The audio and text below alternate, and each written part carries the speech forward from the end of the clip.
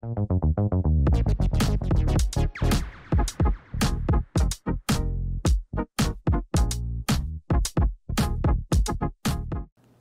여러분들. 1월의 마지막 날 1월 31일 오늘의 부동산 뉴스 또 알려드려 나왔는데요. 오늘 뉴스 두 개 갖고 나왔는데요. 두 개 다 그게 좋은 뉴스는 아니에요. 근데 항상 우리가 뉴스를 보면은요, 뉴스의 내용들이 좀 연결되고 이어지는 것들이 있어요. 그래서 이어지는 거 두 개 갖고 왔어요. 첫 번째, PF 프레드 파이낸싱, 그 다음 미분양 답이 없다. 돈도 안 빌려주고 그 다음에 사는 사람도 없고 답이 없다. 그러니까 어때요? 건설사들은 국내는 답이 없으니까 해외로 나가겠다, 이렇게 나와 있죠. 자, 부동산 PF와 미분양 문제 등으로 국내 주택시장의 악재가 쌓이면서 불확실성 커지고 있습니다. 그래서 단순히 신사업이 아닌 생존을 위해서 해외 수주로 나가고 있는 중이라고 나와 있죠. 지금 내용들 쭉 보시면은요, 고금리 장기화, 그 다음에 부동산 PF 사태 본격화, 그 다음에 공사비 갈등, 지난 시간에도 설명드렸지만 또 시멘트 값도 오른다, 이렇게 나와 있죠.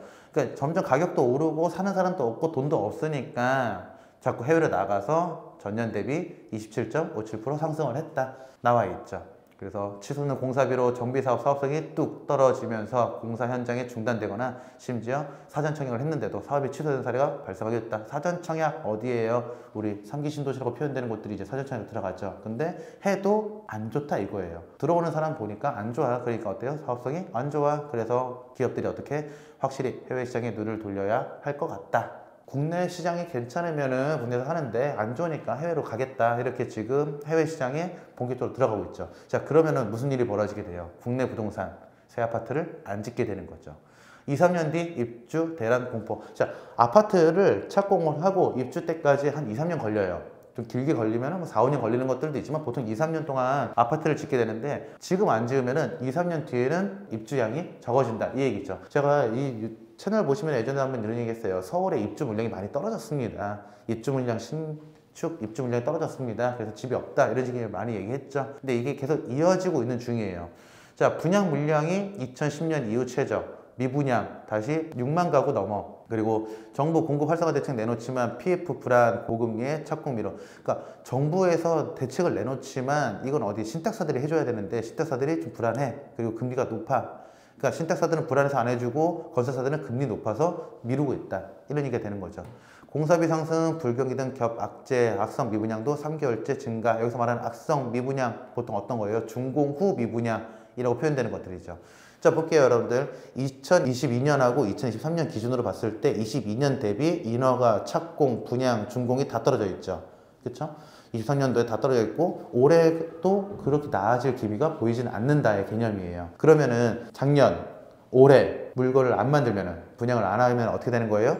2, 3년 뒤에는 입주 물량에 차질이 생기게 되는 거죠. 그리고 밑에 보시면은요, 증가세로 돌아선 미분양도 숙제. 그동안 감소했던 전국 미분양 주택이 10개월 만에 증가세로 돌아선 것도 향후 부동산 경기 침체의 가속화를 우려하고 있다. 지난달 전국 미분양 주택은 이 정도, 지난해 11월보다는 늘었다 라고 되어 있죠. 그리고 악성으로 꼽히는 준공 후 미분양 주택은 또 늘어나고 있다. 물론 준공 후 미분양 단지는 수도권은 거의 없어요. 뭐 있을 수는 있는데 없다고 보는 게 낫고, 어디 좀 지방 쪽 이런 데들이 이제 준공 후 미분양이라고 되는데, 이런 준공 후 미분양의 문제가 뭐냐면요, 건설사들이 집을 짓기 위해서는 돈을 빌려오죠. PF를 일으켜서 돈을 빌려와서 집을 지어. 근데 빌려왔으면은 뭘 줘야 돼요? 이자를 줘야 돼요. 그 이자를 어떻게 해야 돼요? 집을 팔면서 갚아 나가고, 다 팔고 이제 원금들까지 갚아주는 건데, 안 팔리면 어떻게 되는 거예요? 건설사들이 계속 이자를 넣어줘야 되는 거죠. 그럼 어떻게 돼요? 건설사들이 같이 물어주게 되는 거죠. 그래서 지금 지방에 보면은 건설사들이 많이 힘들어하고 있는 상황이 발생하고 있다는 거죠. 자, 국내에 좀 괜찮은 건설사들, 큰 기업들 같은 경우는 해외로 나갈 수가 있어요. 해외 토목 건설로 나가서 기업을 계속 이어갈 수가 있는데, 국내의 작은 건설사들은 지금 어때요? 해외로 나가기 힘든 사이즈들은 이제 어떻게 되는 거예요? 점점점 힘들어진다는 거죠. 근데 이게 부동산 시장의 폭락이다, 아니면 망했다는 아니에요, 여러분들. 매년 이런 식으로 건설사들이 만들어지고 사라지고 만들어지고 사라져요. 그리고 주기별로 뭐 IMF 때도 그랬고, 그 다음에 리만 브라더스 외환위기 때도 그랬고, 많이 만들어졌고 많이 사라지기도 했어요. 그 시기예요. 그러니까 우리가 봤을 때 여러분들은 여기에 저는 크게 폭락될 거다 혹은 급등할 거다 라는 생각을 할 필요는 없을 것 같아요. 그리고 여러분들 아시잖아요. 입지가 좋은 아파트들, 좋은 아파트들은요 이미 구축들이 다 자리 잡고 있어요. 신축들의 입지는 그렇게 좋은 편도 아니고 가격이 너무 비싸거든.